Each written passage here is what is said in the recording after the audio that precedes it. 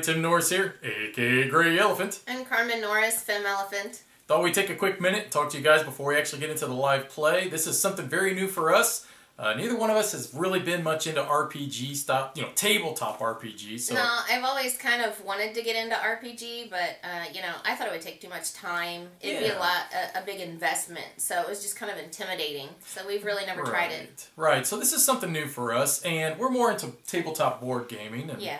So anyways, just kind of give you a background. We are two very novice, experienced people when it comes to this style of gaming, and so it's kind of a whole new world for us. Anyways. Yeah, so we'll see what happens. There we go. Bye. Alright, here we are. We are playing Brigandoom. This is the first scenario in the Perils of the Lost Coast adventure. This is not the adventure path, but it is an adventure, and we have 3 scenarios. Brigandoom being the first, then the Poison Pill, then Black Fang's Dungeon. So we have the farmhouse location, the waterfront location, the woods location, and last but not least, the wooden bridge location. Carmen and I are both going to go ahead and select the location to start. Well, I noticed that the farmhouse says that to be able to close it, that you have to summon and defeat a random monster, but both of us are good at that. I am playing Valeros. He is a human male fighter. And Carmen is Marisol. She is a female elf rogue. And she is really good at fighting as long as she's by herself, and I'm just good at fighting in general. So you're going to go ahead and try to go here. To be able to close the woods, it says succeed at a wisdom or survival 6 check. And I think I'll go ahead and just maybe, let me see. Well, that's a good spot to think about starting too, because you're really high in dexterity. And if you succeed at a dexterity or stealth check, you can actually close that down, which you're a lot higher in dexterity than I am. Yeah, we both have about the same wisdom. But neither one of us are very high in wisdom, so why don't we just leave that one alone? I think I'll probably just go ahead maybe and start... Well, the only reason I don't like the waterfront is because you subtract 1 from all of your die rolls. For every die you roll for a weapon, you have to subtract 1 from, so I think I'll start in the farmhouse. So... Alright, here we are. We're ready to go. So I've already got my 4 cards drawn, and we're always just going to leave our cards face up so you guys can see what we have. And as we use them, we're just going to slide them up like that so you guys can see which cards we're activating. And then we'll also explain what's going on as we activate them. So I have a longsword. Well, I actually have 2 longswords, a mace, and a blessing of the gods. So without further ado, here we go. So I'm going to flip my top card of the blessing deck over. And wow, okay, well, a longbow. So for me to be able, oh my gosh, it's dexterity ranged, and man, I could use that. Well, that would have been great for you because your dexterity is so high. My dexterity is only a D8, and I have to roll a 5 to be able to acquire this. And oh man, it really stinks to think that I could lose this because boy, you could really use that, couldn't you?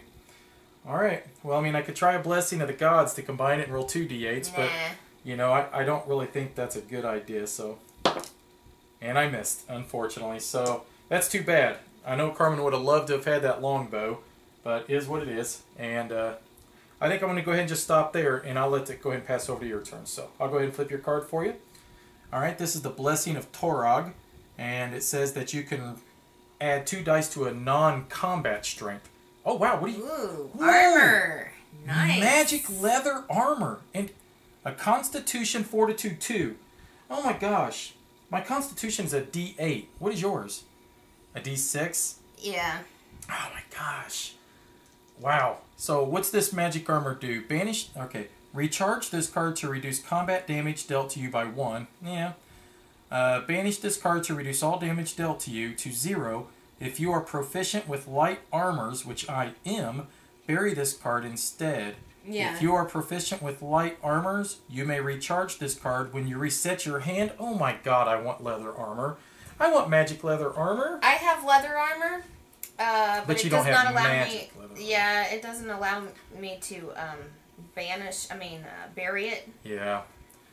Don't miss this, because I really would love to have that. Yeah! Okay, you only needed a 2, so you did gain it. Oh. But it's okay. You just have to discard 1 thing if you want to, which that's what I was going to say. Discard. Well, now, don't lose that. Don't banish it, though. You understand what I'm saying? So that's the only thing I want to make sure, because once it's banished, you can't give it to me at the end of the game. Okay, you want me to discard this? Yeah, then, because... Then I could banish that if I want to. The reason I'm telling her that is because I am proficient in light armors and heavy armors. I will never lose that card, most likely. So, whereas she probably will, because she is not proficient in... Well, wait a minute. Yes, you are. I am proficient in light armors, yeah. Well, then go ahead. Go ahead and equip it then. Why not? No big deal. Because you can just recharge it instead. Bury it. Yeah, or bury it. I'm sorry. Right. Yeah. Whereas your leather armor, you have to actually get rid of it. So, okay, well, that's awesome. You got a good armor. So, I take it you will finish. So, yeah, I don't have any blessings. Let's go ahead and flip my card. Wow, so all the monsters are scared of us, it looks like. Okay, so the Tome of Knowledge. It says an intelligence knowledge check of 5. Its powers is reveal this card to add 1d6 to a knowledge check. Oh, okay. That would be nice to have. Yeah. So the intelligence knowledge, my intelligence on Valeros is a d6, so I'd have to roll a 5 out of 6 to be able to acquire this. I mean, I could add a Blessing of the Gods, but I don't really want to waste it on this stuff, so... Oh, and I was so close. I ended up getting a 4. So, okay, I'd much rather it just go away than have to waste my Blessing of the Gods. I'd rather be able to use that to fight, so... Alright, Carmen, your turn. Oh, no. Skeleton Horde. No, not that! Each character summons and encounters an ancient skeleton henchman. Okay, go ahead and move that. So you get an ancient skeleton henchman, and I get an... This is why I didn't get rid of my Blessing of the Gods. I hate these ancient skeletons. Smack him with the crowbar. Alright, so you have to fight yours, and then I have to fight mine. Now, even though ancient skeletons are henchmen, that does not mean that we get to close down this location after we actually... succeed in defeating them. We still have to be able to find the regular henchmen. This is the reason I hate them. If your check to defeat the skeleton has the slashing or piercing trait, the difficulty to defeat the skeleton is increased by 3. Right. So I do have a mace, so I have a bludgeon of a weapon, so it's not going to affect me. My weapons are all piercing. Now you do have your caltrops, so keep that in mind as well. True. So... You have to defeat yours first, so you'll have to select what kind of weapons you're going to choose. Now, your darts are fantastic, Yeah, I'll use my darts. Okay, so what do you roll for your darts? I roll my dexterity, which is a 12, and I roll a d4. If I fail the combat check, I can discard the card to re-roll the dice. Okay.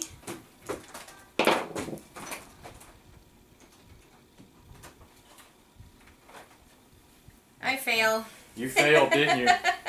Okay, so I guess I'll re-roll the dice. Yes, I would definitely re-roll the dice. Come on, you got it this time.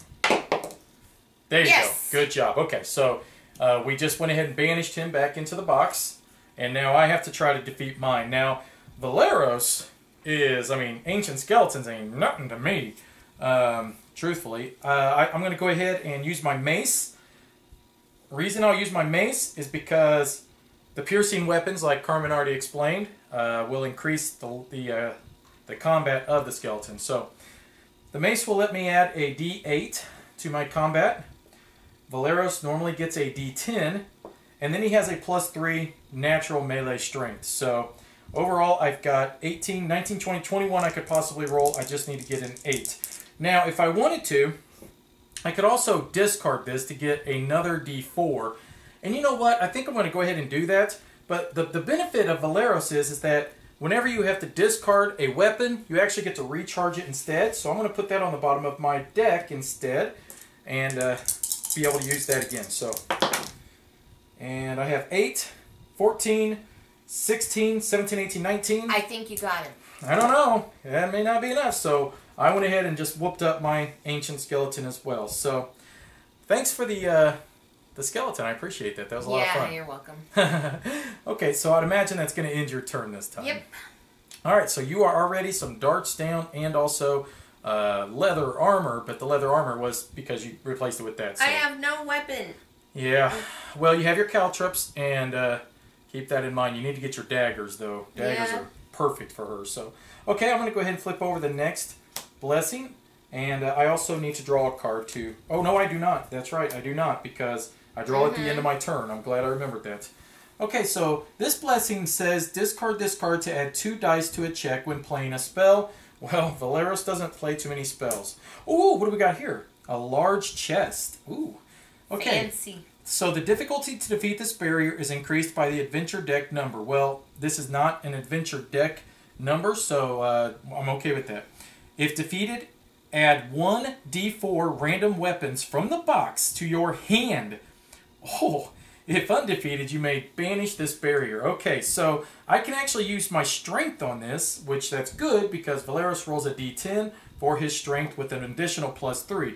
But I do have to get a 10 to be able to disarm this. Now, I do have my Blessings of the Gods, and it's kind of tempting to use that, thinking that I can... weapons, yeah. Possibility, but what if I only get one weapon, you know? Yeah. That would kind of stink, wouldn't it? So, I'm actually just going to gamble and see if I can't just go ahead and get it with Need this. A 7 or higher. Yep. And I got a 4, but that's okay. And the reason it's okay is because it says, if undefeated, you may banish this barrier. Well, I'm not going to. I'm actually going to leave it there. So, I'm going to go ahead and put it back, and we're going to shuffle this deck back up. And I just basically just wasted a turn trying to get that chest open, but that's okay. I'd rather do that. I'd rather have another swing in it than lose it. So that'll be the end of my turn. I'll flip the card over for Carmen, and I'll draw up my hand again. Oh, so, no. Who is it? A scout. And I think I'm just going to get rid of him with my caltrops. Well, now hang on. Let's read his card. He says, now, a couple of things here. One thing I want to make sure that we note is that the Brigandoom scenario says that if a monster's power ever causes you to recharge a card, you get to draw a card directly after that. Also, she is here at this location, and there's nothing super special here. No. But he does say this. Before the combat, the scout will deal 1d4 -1 ranged combat damage to you. Now, keep in mind, you are Marisol, right? And yep. What is she able to do if she wants to? I chose Marisol because, you know, she's a female character, and I like that. I like that she's fully clothed. But I also chose her because she is a thief and a rogue, and I really enjoy those abilities. When we play an RPG video game, for example, you know, they're sneaky and they're good on their own. Marisol is very good at escaping, and, you know, I kind of like having that ability of running away. It's called evade, and she can just, any encounter that she doesn't want to have to deal with, put it back in the location and shuffle it again. So that really makes me feel more comfortable. You know, I don't have as much anxiety going into a location with Marisol. Now, she also works really well alone. So you'll see that I don't hang out with Tim in the locations very much. Marisol fights better alone. She can add a d6 to any combat roll, whether she's using her dexterity or her strength, as long as she recharges a card and she's alone. So, you know, if we're together in a location, she loses that ability to add the d6. And I just think that that is a really big part of my battle strategy, is to add that d6 in. She also has weapons which use her dexterity instead of her strength. And these are the recommended starting weapons for her. They're awesome. I mean, she can use her dexterity instead of her strength, which is a lot higher. It's a d12. And then the, what is it? It's the darts. They actually allow her to re-roll if she messes up, which is great. So, overall, these are, you know, the options I have with her. I can evade. I can go ahead and do a combat with strength. I can do a combat with weapons and dexterity.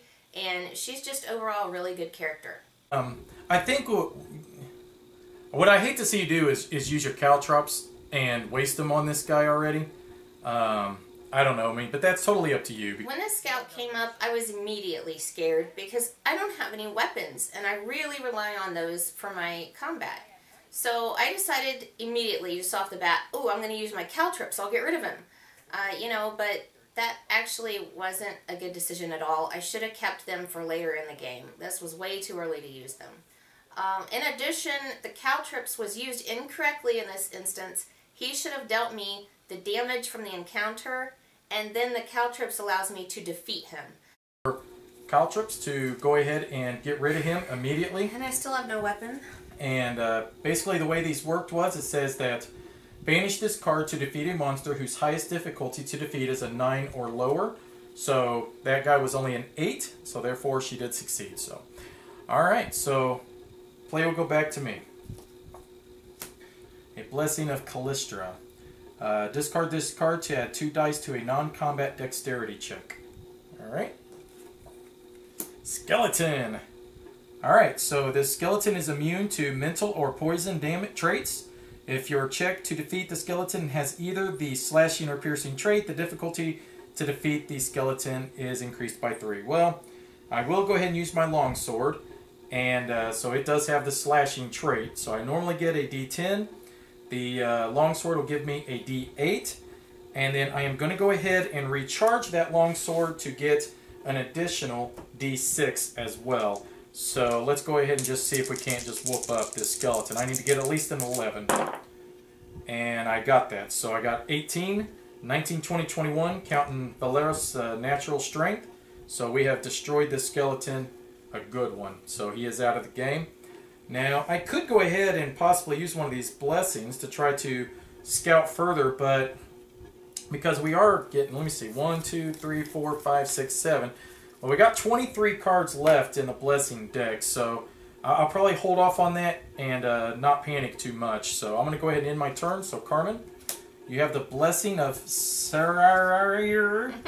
It says discard this card to add 2 dice to a non-combative Constitution check. So okay, I've got the burglar. I do a dexterity stealth 7 check or a charisma diplomacy 6 check. You have great dexterity, don't you? Yes, I do. Let me see if any of my cards affect that. I don't really know if you have anything to affect that. So, 7 or higher. And what'd you get? 4. 4. Okay. Bye-bye, burglar. Well, too bad, because you could have used him to explore again, too. That's a shame. Okay, well, I think what I'll do is, I guess you're done? Yeah, I'm done. Okay, so let's go ahead and we'll flip over the next card for me. And go ahead and flip over my location. Ooh, an Acolyte.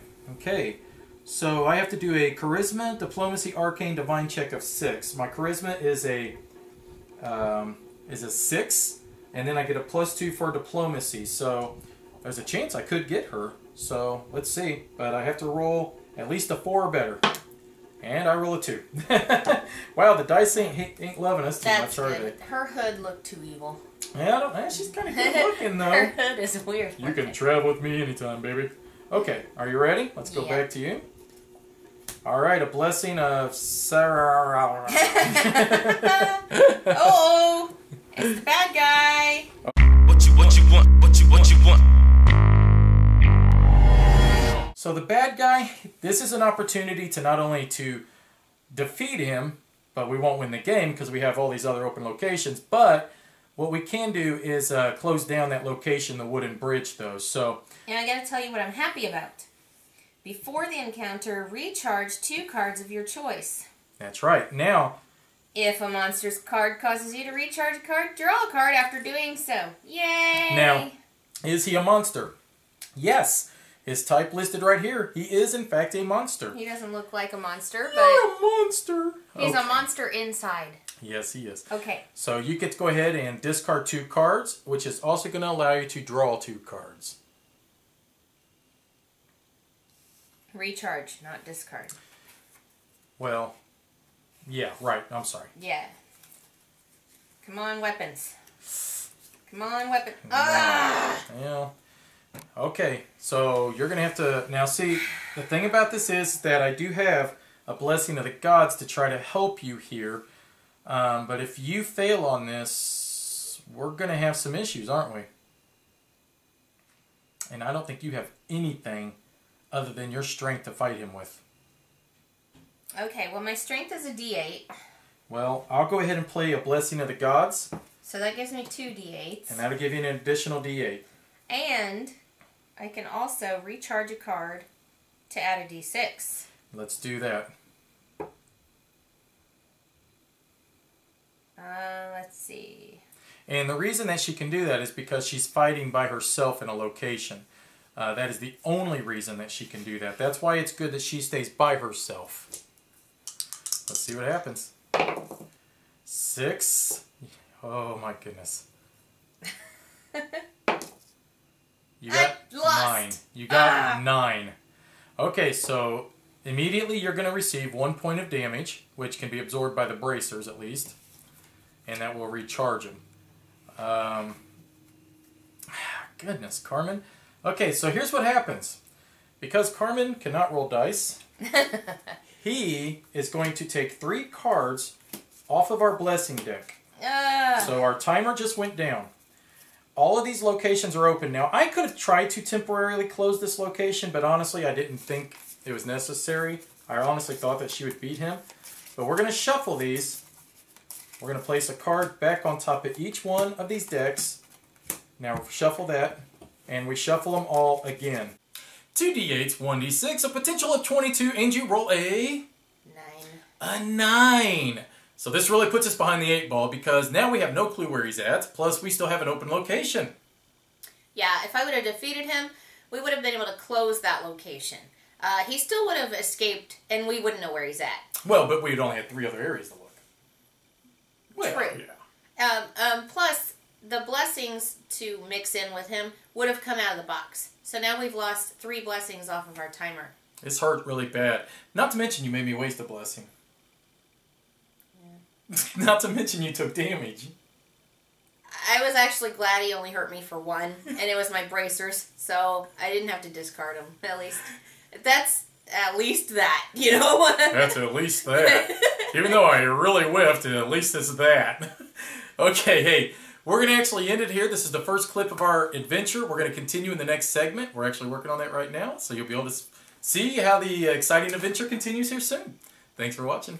Bye-bye. Bye.